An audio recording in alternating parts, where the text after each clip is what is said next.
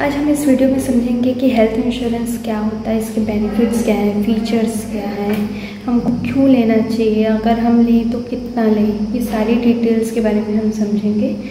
तो बिना देरी किए चलिए शुरू करते हैं आज का वीडियो। हेलो एवरीवन, मेरा नाम मनप्रीत है एंड आप देख रहे हैं मेरा चैनल जहाँ पे हम प्रोडक्टिविटी फाइनेंस से रिलेटेड बात करते हैं, साथ ही मैं ब्लॉग्स भी डालती हूँ इस चैनल पे।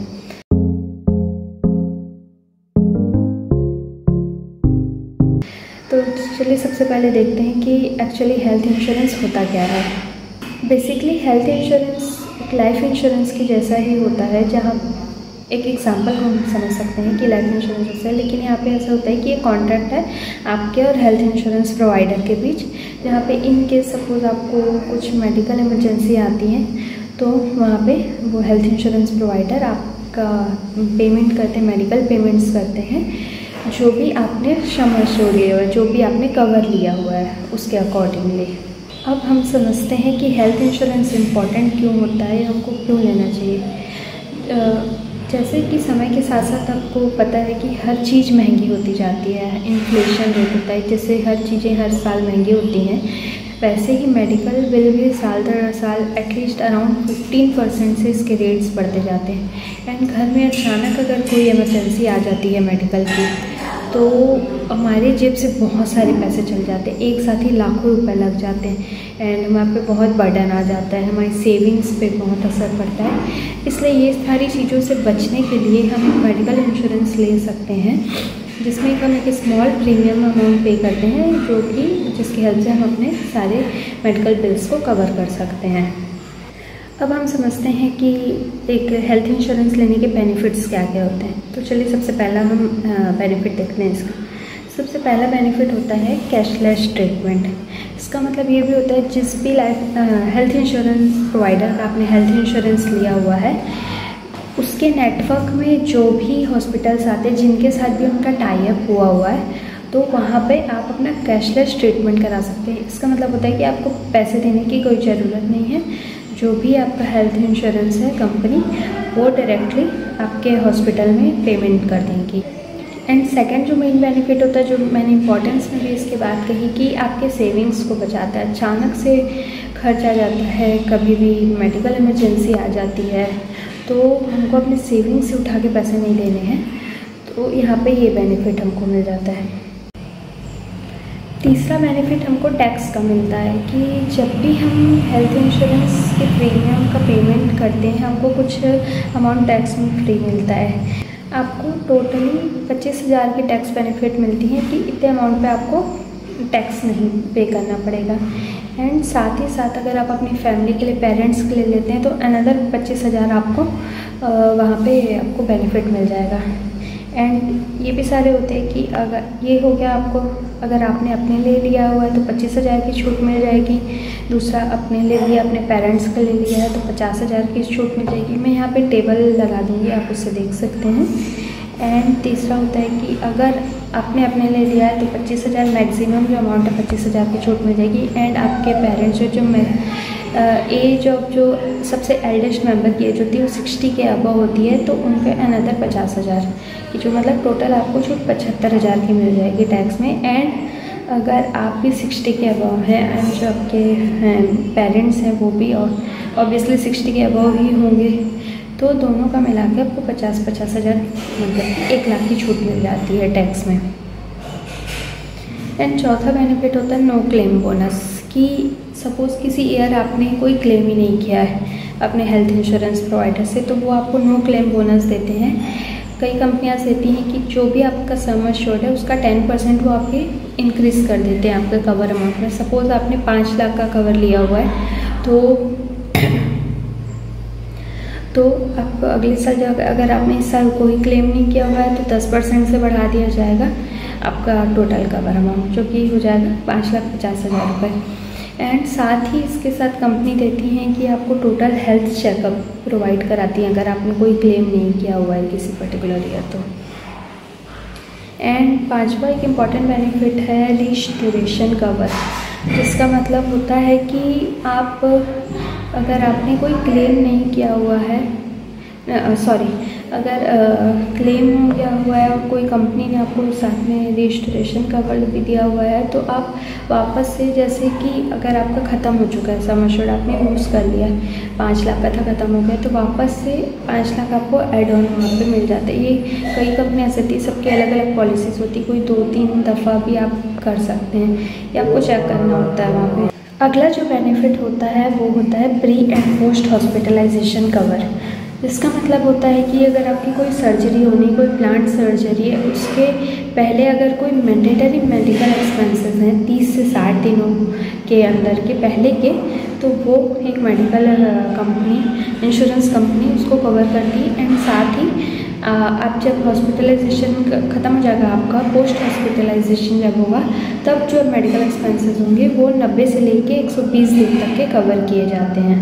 अगला जो बेनिफिट होता है वो होता है day care treatment. Day care treatment का मतलब क्या होता है कि जैसे सपोज़ आपको हॉस्पिटल में एडमिट होने की ज़रूरत नहीं, जैसे कुछ सर्जरी है, या क्योंकि टेक्निकल एडवांसमेंट हो चुका है तो कई चीज़ें आपकी दिन भर में भी हो जाती हैं, तो अगर ऐसी कोई चीज़ें हैं तो वो भी आपके मेडिकल इंश्योरेंस में कवर किया जाता है। कि अगर आपको अगर आपको शिफ्ट होने की ज़रूरत नहीं है बट दिन भर का काम है, देन आप घर जा सकते हैं, तो ये सारी एक्सपेंसेस भी कवर किए जाते हैं मेडिकल इंश्योरेंस में।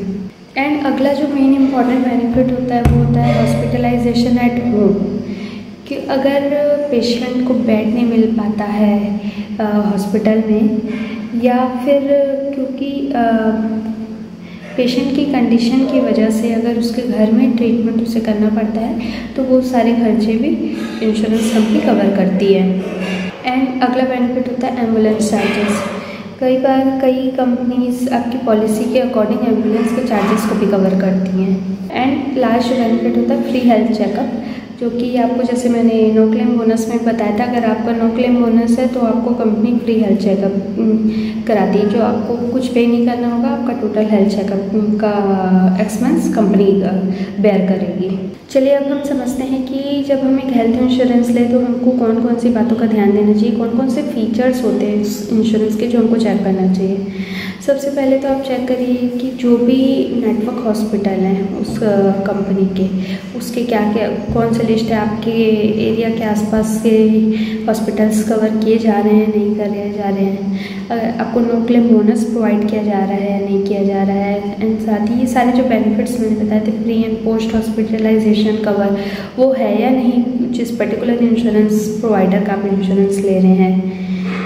And is there any room rent capping, ये बहुत इम्पॉर्टेंट होता है आपको चेक करना कि कोई रूम रेंट कैपिंग तो नहीं है। बहुत सारी कंपनीज़ का ऐसा रूल होता है कि आपने जो भी एक इंश्योरेंस कवर लिया हुआ है, जैसे सपोज़ आपने 5 लाख का कवर लिया हुआ है, तो 1% ही रूम रेंट का आपको कवर मिलेगा, कि रूम रेंट आपका 5,000 ही वो पेमेंट करेंगे, उससे ऊपर आपको नहीं पेमेंट करेंगे, और उसके अकॉर्डिंग ही सारे फिर एक्सपेंसेस भी कवर किए जाते हैं। तो ये आप ज़रूर से चेक करें कि कोई रूम रेंट कैपिंग तो नहीं कर रही है आपकी कंपनी।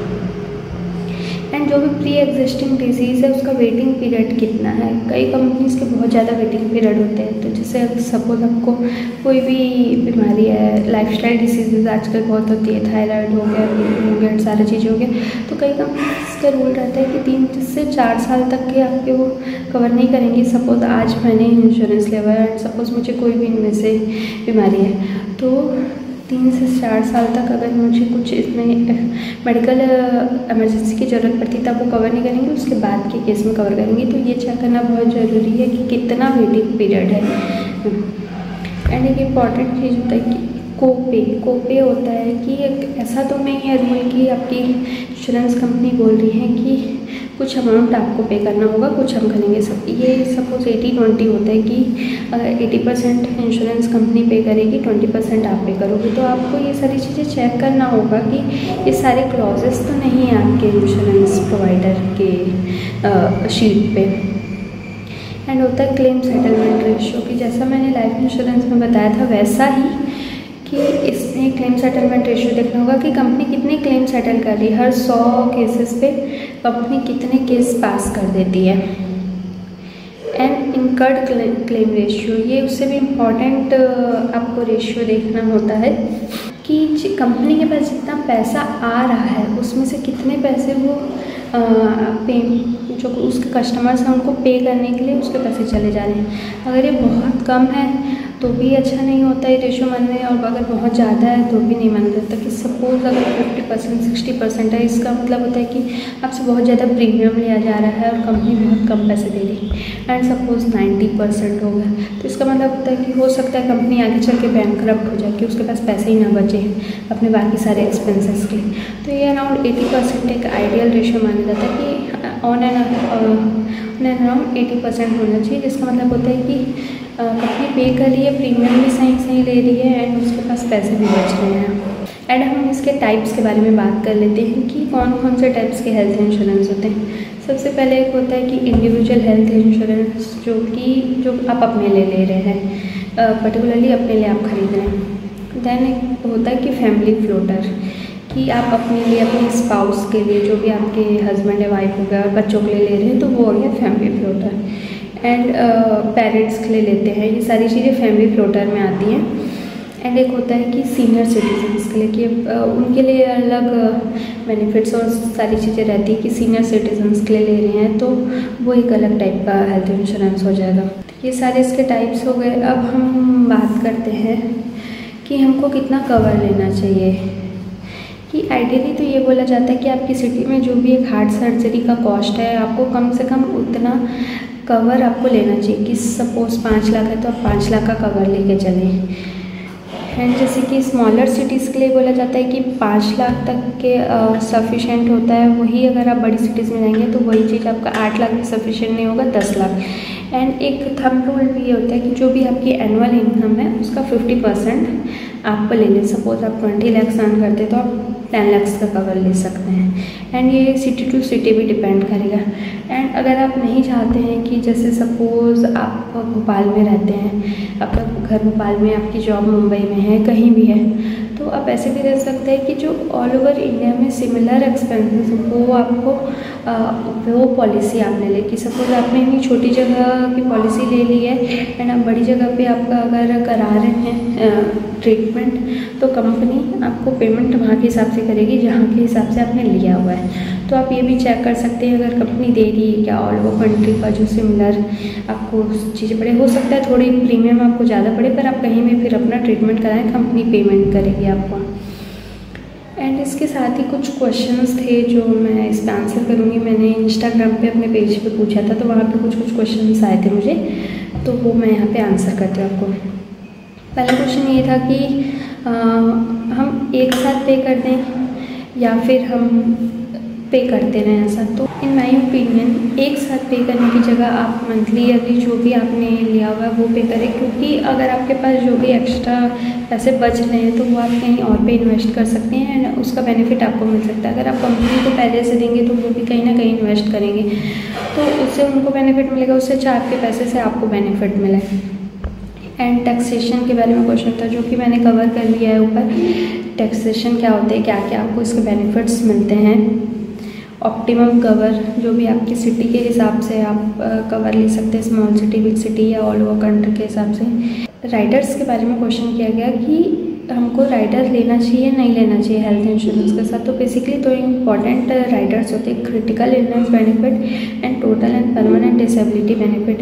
इन माय ओपिनियन ये आपको लाइफ इंश्योरेंस के साथ लेना चाहिए, हेल्थ इंश्योरेंस के साथ नहीं, क्योंकि विद टाइम आपके हेल्थ इंश्योरेंस के प्रीमियम बढ़ते हैं, बट आप लाइफ इंश्योरेंस का जो भी आपने आज जो भी ले लिया वही प्रीमियम आप हर साल पे करेंगे। 10 साल बाद भी आप उतना ही अमाउंट पे करेंगे, 20 साल बाद भी आप उतना ही पे करेंगे, लेकिन हेल्थ इंश्योरेंस हर साल इंक्रीज़ हो सकता है आपका premium. And should you add your parents in the cover और नॉट, कि आपको अपने पेरेंट्स को आपके कवर के साथ इंक्लूड करना चाहिए नहीं करना चाहिए, अपने लिए अलग लेना चाहिए, अपने पेरेंट्स के लिए अलग लेना चाहिए। तो इसका ये होता है कि जब आप एक हेल्थ इंश्योरेंस लेते हैं तो जो भी एल्डेस्ट मेंबर होता है उसकी एज के हिसाब से आपके प्रीमियम डिसाइड होते हैं। तो अगर आप अपने पेरेंट्स को ऐड करेंगे तो आपके प्रीमियम बहुत ज़्यादा बढ़ जाएंगे। तो आप अपने लिए, अपने हस्बैंड या वाइफ जो भी हैं, सपोज़ आप ले रहे हैं आपकी वाइफ के लिए, आपके बच्चों के लिए, तो एक वो फैमिली फ्लोटर प्लान ले सकते हैं, अपने पेरेंट्स के लिए अलग ले सकते हैं। ताकि आपको ज़्यादा प्रीमियम ना पे करना पड़े, ओवरऑल प्रीमियम। तो यहाँ पे आपके पैसों की यहाँ पे बचत हो सकती है। एंड आई होप आपको आज का वीडियो इन्फॉर्मेटिव लगा होगा एंड यूज़फुल लगा होगा। एंड अगर आप कुछ भी क्वेश्चंस करना चाहते हैं तो आप नीचे कमेंट्स में पूछ सकते हैं या मुझे इंस्टा में भी DM कर सकते हैं। एंड अगर आपको आज का वीडियो अच्छा लगा हो और आपको लगा किसी की हेल्प हो सकती है इससे, तो please share the video and also subscribe to my channel अगर आपको इन्फॉर्मेशन अच्छी लगी। And that's it for now, bye bye, मिलते हैं जल्दी अगले वीडियो में।